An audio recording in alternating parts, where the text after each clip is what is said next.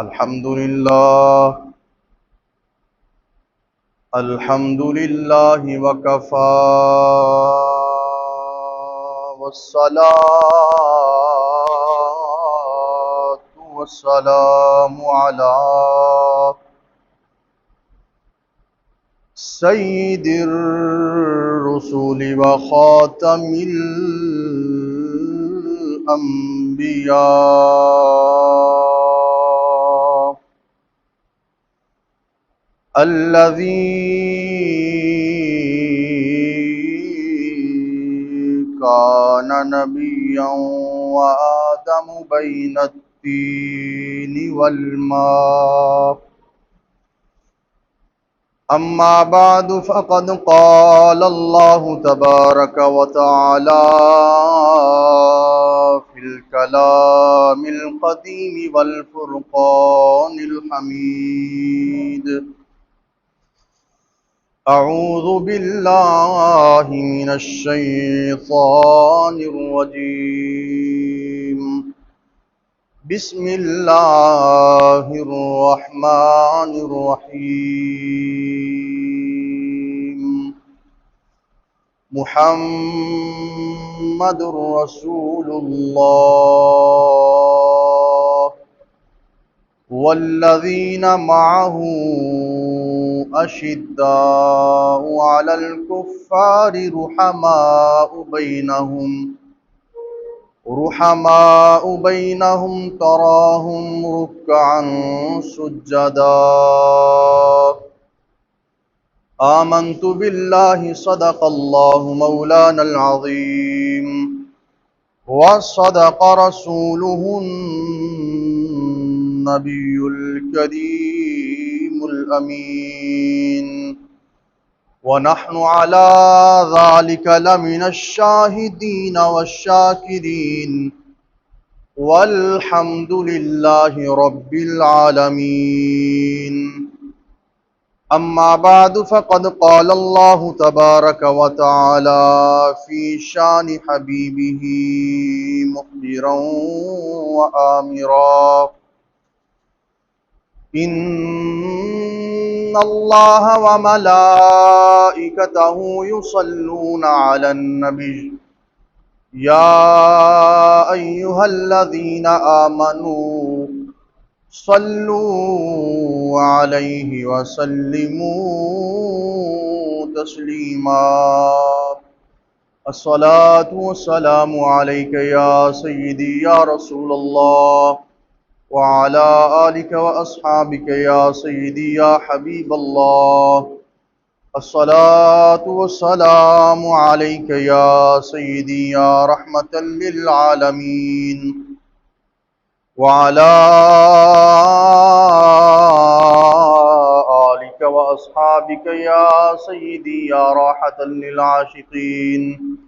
بندائے پروردگارم امت احمد نبی، دوست دار چار یارم تابع اولاد علی، مذہب حنفیہ دارم ملت حضرت خلیل، خاک پائے غوث اعظم زیر سایہ ہر ولی.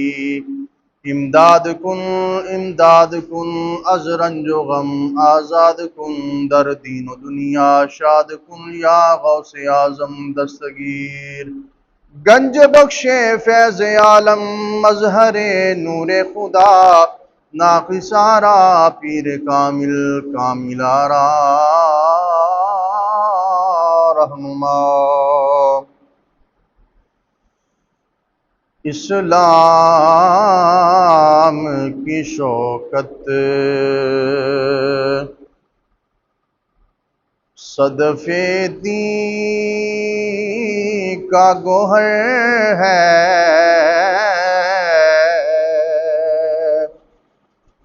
اسلام کی شوکت صدفے دین کا گوہر ہے،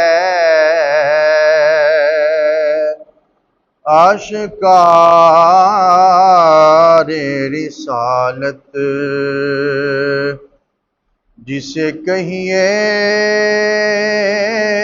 وہ عمر ہے، شاہکار رسالت، جسے کہیے وہ عمر ہے، اسلام کی شوکت،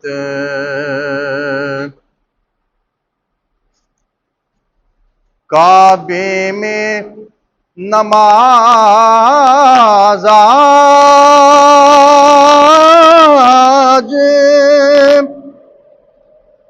ادا ہو کے رہے گی، کعبے میں نماز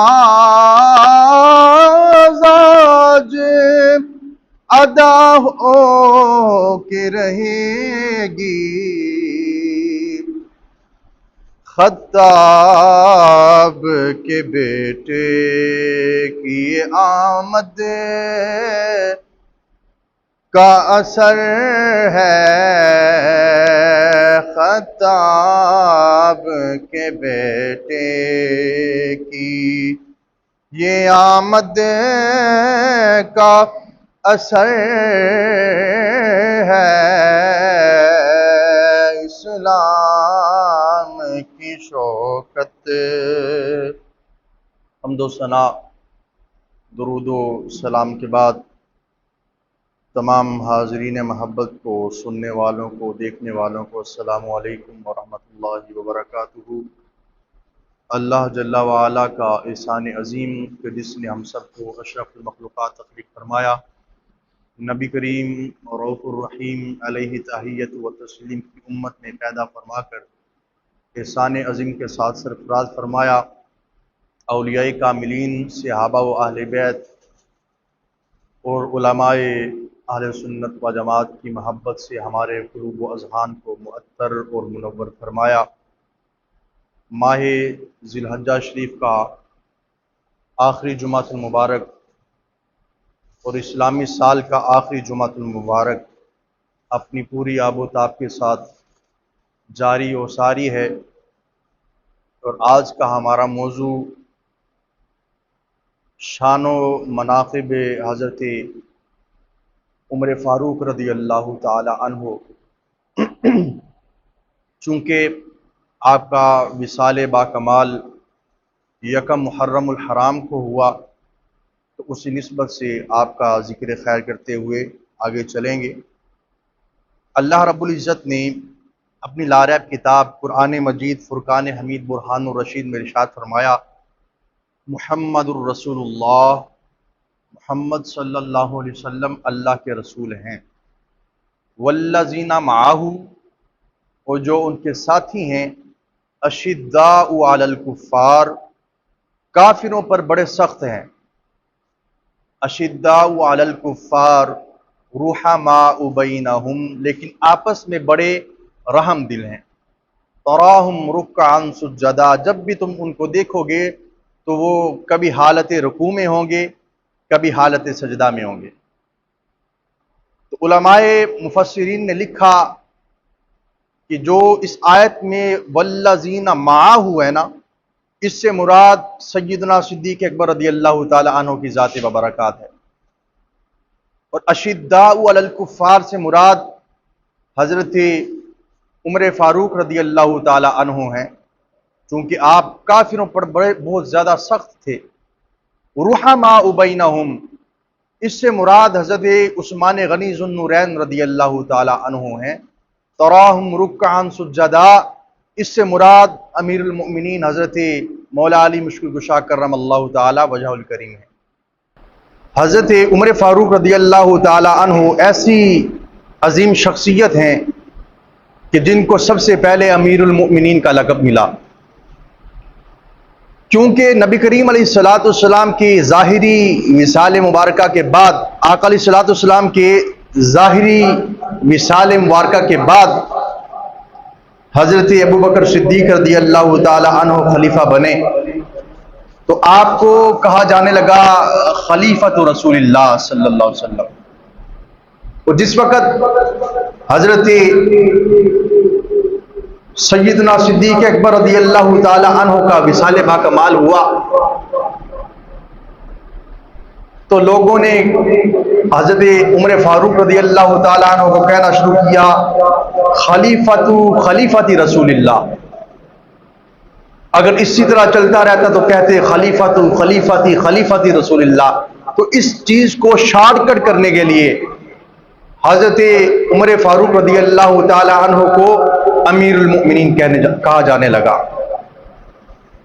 تو حضرت عمر فاروق رضی اللہ تعالی عنہ ایسی عظیم شخصیت ہیں کہ نبی کریم علیہ الصلوۃ والسلام نے اللہ رب العزت سے خود مانگ کے لیا. ابھی مسلمان صرف 39 تھے، جن میں مرد و عورت شامل تھے. 39 مسلمان تھے اور کافر مسلمانوں کا راستہ روک لیتے، مسلمانوں پر ظلم و ستم کرتے. تو ایک مرتبہ نبی کریم علیہ الصلوۃ والسلام نے اللہ رب العزت کی بارگاہ میں ہاتھ اٹھائے، مولا کافر بڑے ظلم و ستم کر رہے ہیں، اللہم اید الاسلام بعمر بن الخطاب او عمر بن حشام، کہ اے اللہ عمر بن خطاب یا عمر بن حشام کے ذریعے اسلام کی مدد فرما. عمر بن خطاب یہ حضرت عمر فاروق رضی اللہ تعالی عنہ ہے، اور عمر بن حشام یہ ابو جہل کا نام ہے. ایک مرتبہ نبی کریم علیہ الصلوۃ والسلام نے لقب دے دیا کہ تو ابو جہل ہے، تو لوگ اس کا نام بھی بھول گئے، لوگ اس کو ابو جہل کہنے لگ پڑے. تو اللہ رب العزت کی بارگاہ میں دعا کی، مولا عمر بن خطاب یا عمر بن حشام کے ذریعے اسلام کی نصرت اور مدد فرما. تو اللہ رب العزت کی بارگاہ میں جو مقبول شخصیت تھی وہ عمر بن خطاب رضی اللہ تعالی عنہ تھے. اللہ ابو جہل کو پسند نہیں کرتا تھا، عمر بن خطاب رضی اللہ تعالی عنہ کو پسند فرماتا تھا. تو کیا ہوا کہ قریش مکہ نے، قریش کے بڑے بڑے سرداروں نے بڑے بڑے سردار اکٹھے کیے اور طے پایا کہ محمد صلی اللہ علیہ وسلم کا گردن کا سر مبارک اتار کے لانا ہے، آپ کو نعوذ باللہ من ذالک شہید کرنا ہے. تو کہنے لگے کہ 100 اونٹ اور 1000 اوقیہ چاندی آپ اس بندے کو دیا جائے گا جو محمد صلی اللہ علیہ وسلم کا سر مبارک اتار کے لائے گا. تو حضرت عمر فاروق رضی اللہ تعالیٰ عنہ کھڑے ہوئے، ابھی مسلمان نہیں ہوئے تھے. کہنے لگے اے ابو جہل تو اپنی بات پر قائم ہے؟ اس نے کہا جی میں قائم ہوں. تلوار نکالی اور چل دیے. راستے میں کئی ایسے واقعات دیکھے جن میں سے ایک دو واقعات بیان کروں گا کہ آپ نے دیکھا کہ کچھ چرواہے بھینسوں کو چرا رہے ہیں اور وہ بھینسیں اشعار پڑھ رہی ہیں، فصیح اور بلیغ زبان میں اشعار پڑھ رہی ہیں اور کہہ رہی ہیں کہ جلدی جاؤ تاکہ تم اسلام قبول کر لو، جلدی جاؤ تاکہ اسلام قبول کر لو. اور دوسرا کیا کہ جاتے جاتے حضرت سعد بن ابی وقاص رضی اللہ تعالیٰ عنہ جو کہ اسلام کے سب سے پہلے تیر انداز ہیں، جن کے بارے میں نبی کریم صلی اللہ علیہ وسلم نے ارشاد فرمایا ارمی یا سعد فداک ابی و امی. ہم لوگ کہتے ہیں کہ یا رسول اللہ ہمارے ماں باپ آپ پر قربان ہو جائے، لیکن نبی کریم علیہ الصلوۃ والسلام نے سعد بن ابی وقاص رضی اللہ تعالیٰ عنہ کو فرمایا ارمی یا سعد، اے سعد تیر پھینک تجھ پر میرے ماں باپ قربان ہو جائیں. وہ سعد بن ابی وقاص رضی اللہ تعالیٰ عنہ کہتے کہ اے عمر کہاں جا رہے ہو؟ تلوار نکالی ہوئی ہے، بڑے غضب میں ہو، غصے میں ہو، کیا وجہ ہے؟ عمر فاروق رضی اللہ تعالیٰ عنہ فرماتے کہ میں نے کہا کہ میں مسلمانوں کے نبی کو قتل کرنے کے لیے جا رہا ہوں، نعوذ باللہ من ذالک. تو سعد رضی اللہ تعالیٰ عنہ حیران ہو گئے، کہنے لگے اے عمر جا کے ذرا اپنے گھر کی حالت تو دیکھ، تیرے گھر میں تیرا بہنوئی اور تیری بہن اسلام لے کر آ چکے ہیں، جا کے اپنے گھر کی حالت دیکھ. عمر بن خطاب رضی اللہ تعالیٰ عنہ کا غصہ اور زیادہ ہو چکا. گھر گئے، دروازہ کھٹکھٹایا، اندر سے قرآن پاک پڑھنے کی آواز آ رہی کہ اے طٰہٰ کی جبین والے، کہ ہم نے قرآن اس لیے نازل نہیں فرمایا کہ آپ مشقت میں پڑ جائیں. اللہ رب العزت نے قرآن نازل فرمایا اور آپ کی بہن، آپ کے بہنوئی قرآن کی تلاوت کر رہی. باہر سے دروازہ کھٹکھٹایا، کون؟ عمر ہوں. ڈر گئے، جلال والے تھے، عمر فاروق رضی اللہ تعالیٰ عنہ جلال والے تھے، تو کیا کیا، اپنے بہنوئی کو دیکھا کہ وہ چھپ گیا، آپ کی بہن نے اپنے گھر والے کو چھپا دیا اور خود سامنے آگے دروازہ کھولا، اندر آئے، پوچھا کیا پڑھ رہے تھے؟ ہم باتیں کر رہے تھے۔ نہیں کچھ پڑھ رہے تھے، مجھے بھی سناؤ کیا پڑھ رہے تھے؟ آپ کی بہن کہنے لگی لا یمسہ الا المطہرون، کہ قرآن کو ناپاکی کی حالت میں نہیں چھوا جا سکتا، لا یمسہ الا المطہرون، پہلے نہا دھو کر آؤ، پاک ہو کر آؤ، غسل کر کے آؤ، تب جا کے تمہیں قرآن پاک پکڑاؤں گی اور تمہیں قرآن سناؤں گی۔ نہلایا گیا، دھلایا گیا، قرآن سنایا، تو آپ نے اس سے پہلے فرمایا کہ تم اپنے باپ دادا کے دین کو چھوڑ کر آ گئی ہو، اپنے باپ دادا کے دین کو چھوڑ دیا تم نے، تھپڑ مارا۔ لیکن وہ بھی عمر فاروق رضی اللہ تعالیٰ عنہ کی بہن تھی، برداشت کر لیا اور کہا کہ اے عمر، اگر آج تم مجھے قتل بھی کر دو میں اسلام کو نہیں چھوڑوں گی۔ اسلام ایک ایسی عظیم دولت ہے کہ اگر مٹھی بھر مسلمان بھی ہو تو سینکڑوں اور ہزاروں کفار کے اوپر بھی غالب آ جاتے ہیں، سینکڑوں اور ہزاروں کفار کے اوپر بھی غالب آ جاتے ہیں۔ تو عمر فاروق رضی اللہ تعالیٰ عنہ کہنے لگے اے میری بہن، اسی ماں کا دودھ تم نے بھی پیا، اسی ماں کا دودھ میں نے بھی پیا ہے، کیا وجہ ہے کہ میں کفر میں ہوں اور تم اسلام لے آئی ہو؟ کیا وجہ ہے؟ تو قرآن جس وقت پڑھ کے سنایا نا تو دل نرم ہو چکا، دل نرم ہو گیا۔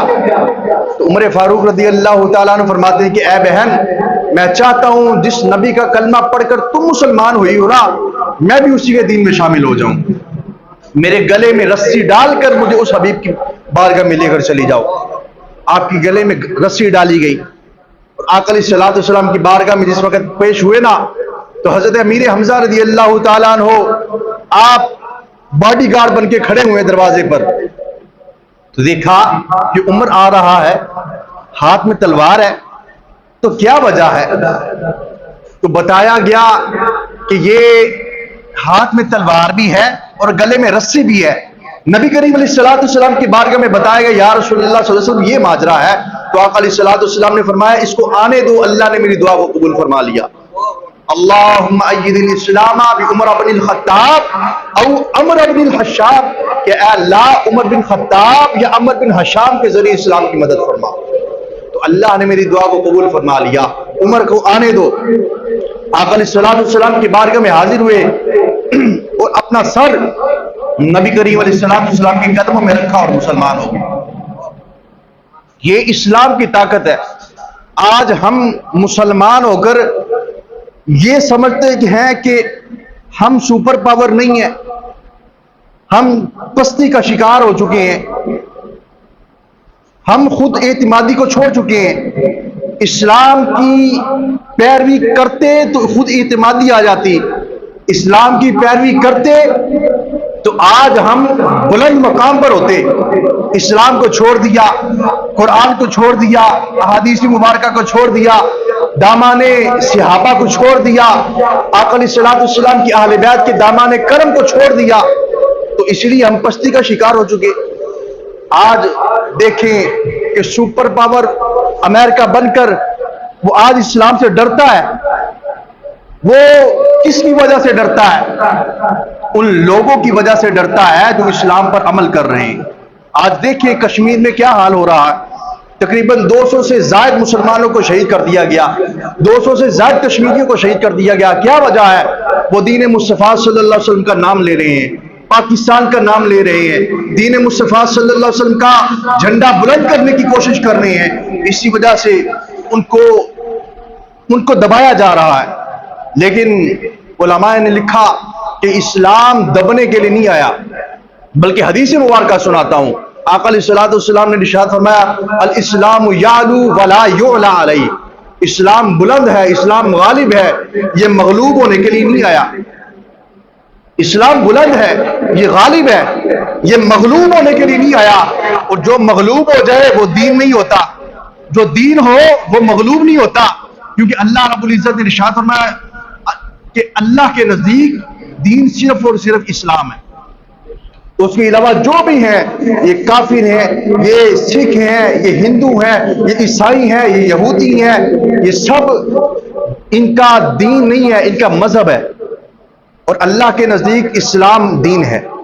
ان الدین عند اللہ الاسلام، بے شک اللہ کے نزدیک دین اسلام ہے. اور جو اسلام اور دین سے منہ پھیر لے وہ دنیا میں بھی رسوا ہو جاتا ہے اور آخرت میں بھی رسوا ہو جاتا ہے. حضرت عمر فاروق رضی اللہ تعالیٰ عنہ کو اللہ تعالیٰ نے کیسا جلال عطا فرمایا کہ زمین پر تیل گر گیا، زمین نے تیل پی لیا، آپ نے درہ مارا، زمین نے تیل باہر نکال دیا. وجہ کیا ہے؟ فاذکرونی اذکرکم، تم میرا ذکر کرو میں تمہارے چرچے کر دوں گا. تم میرا ذکر کرو، اللہ فرماتا ہے تم میرا ذکر کرو، تم میری بات مانو تو صحیح. جب تم میری بات مانو گے پھر اللہ تمہارے چرچے کرے گا، تمہاری بات مانے گا.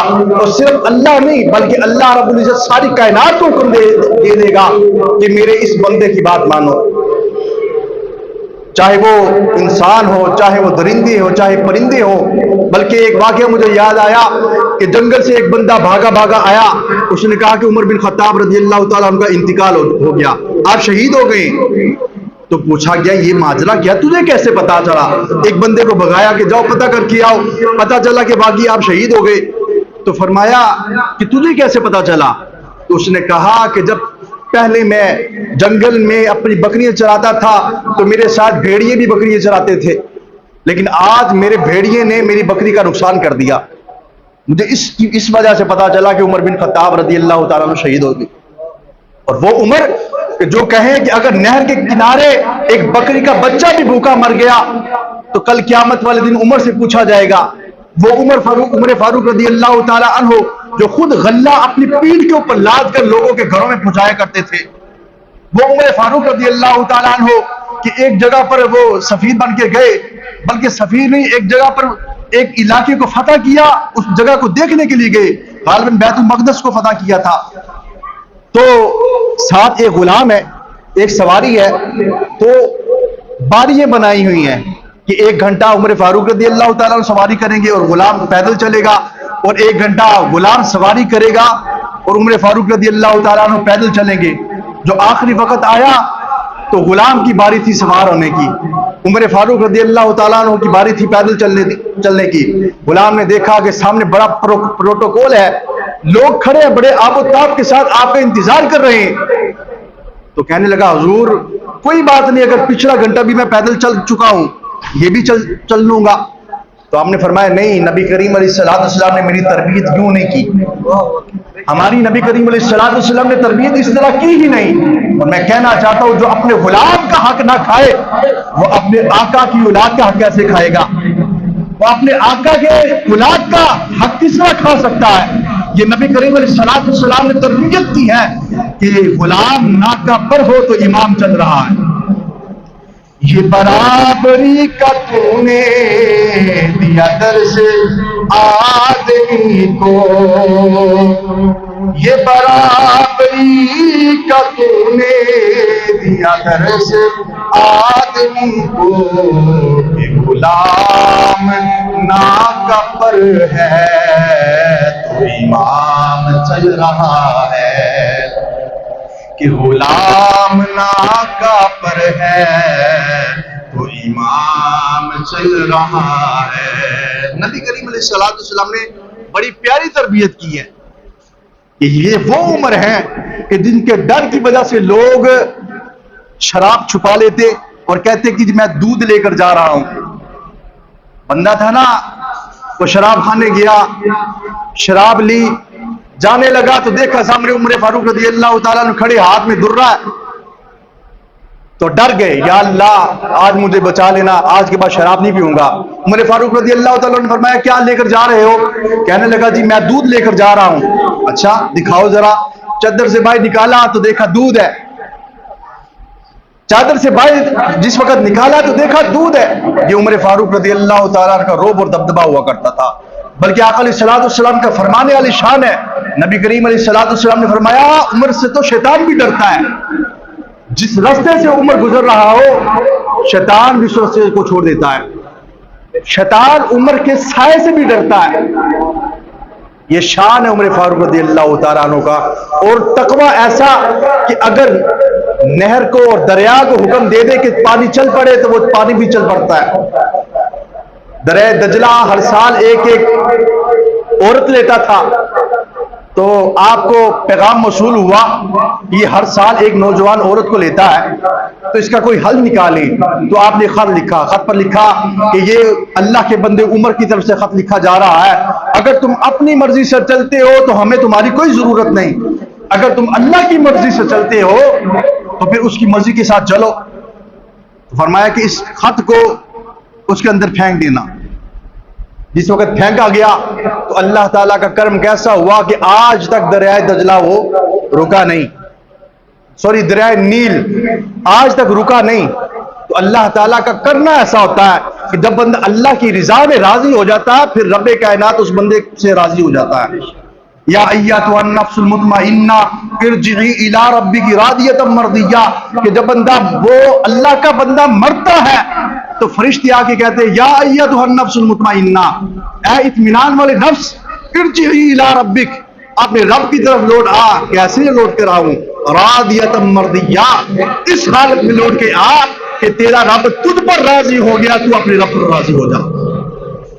تیرا رب تجھ پر راضی ہو گیا، اب تو اپنے رب پر راضی ہو جا کہ تیرے رب نے تجھے جنت میں داخل کر دیا، اور تو جنت میں داخل ہو جا، اللہ کے بندوں میں داخل ہو جا. جب بندہ اللہ کی رضا میں راضی ہو جاتا ہے تو پھر کیا ہوتا ہے؟ اللہ ہر چیز کو اس بندے کا تابع کر دیتا ہے. عمر فاروق رضی اللہ تعالیٰ کی بڑی شان ہے.